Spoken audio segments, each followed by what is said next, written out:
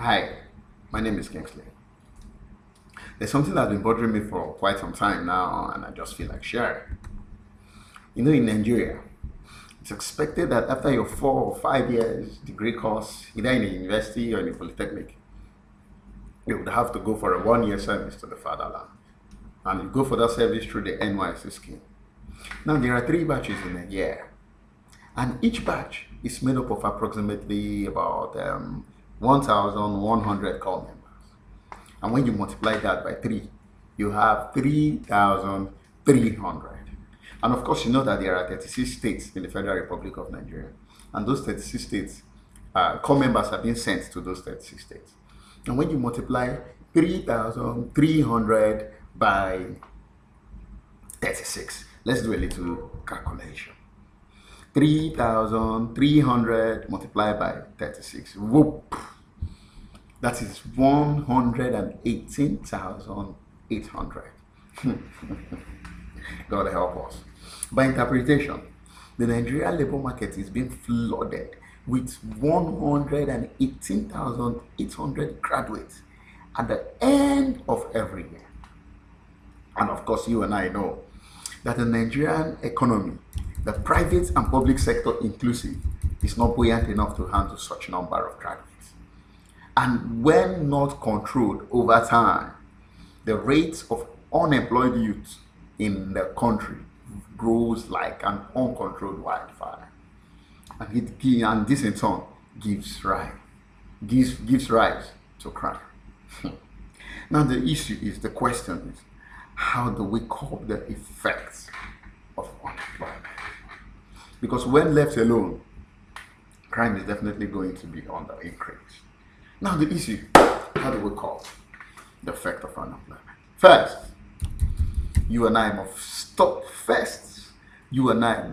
blaming the government, blaming your family, blaming ourselves for the challenges we face.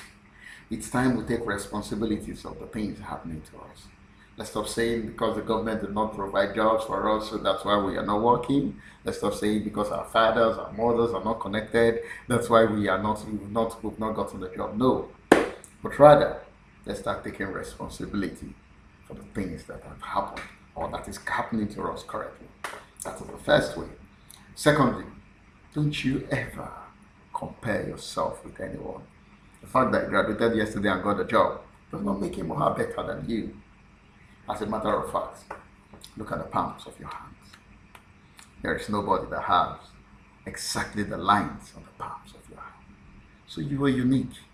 All you just need to do, a man says, if opportunity is not knocking at your door, you have to create a door yourself and be the opportunity that is knocking on your door. So you have to think, get yourself thinking, how do I get myself off this mess? So you don't have to start blaming the government or comparing yourself to any other. Now, thirdly, 3, you have to apply the theory of rolling your boat. Some years ago, while we were in nursery school, I think you can remember the song, sing it very, very often. Roll, roll, roll your boat gently down the stream. Merrily, merrily, merrily, merrily, life is but a dream. Were we not told that about 75% of the earth is covered by water? Now, the issue is, if 75% is covered by water, then you and I need a boat to survive on the water. Now, the boat in this context is our body. You have to control yourself. You have to take charge of everything that's happening to you. Now it says, roll your boat. You need to roll your boat. The aspect of rolling your boat is solely your responsibility, not the responsibility of the government, not the responsibility of your parent. And another thing is, you can teach others how to roll their boat. You can show them techniques on how to roll their boat. You can show them skills on how to roll their boat. But your own boat is to be rolled by you. Their own boat is to be rolled by them.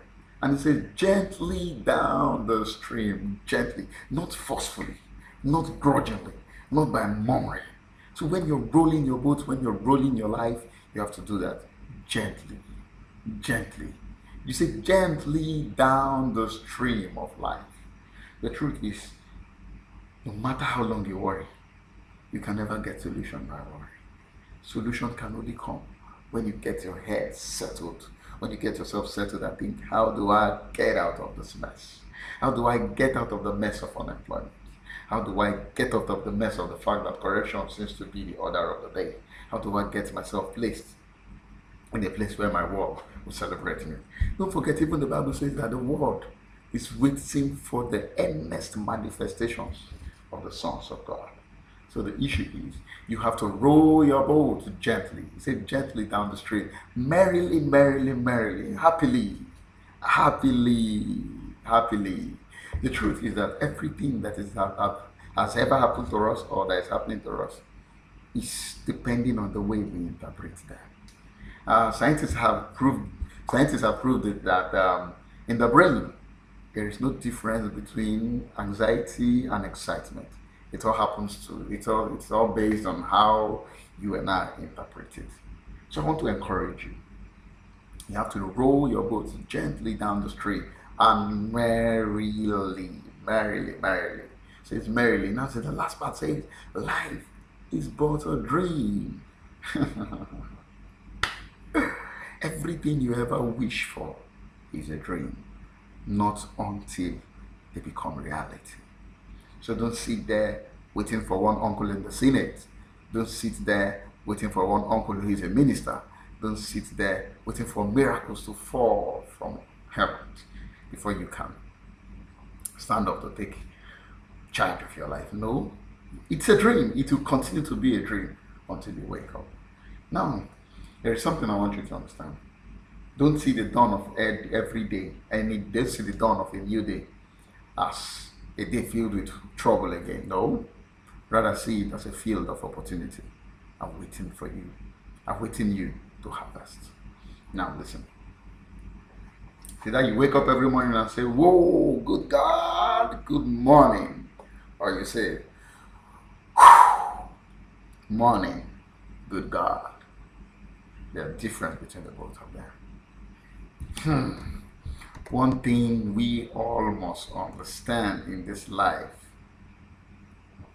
is that in the absence of clearly defined goals, we become strangely loyal to performing daily trivials until we ultimately become enslaved by it. So fourthly, define your goals.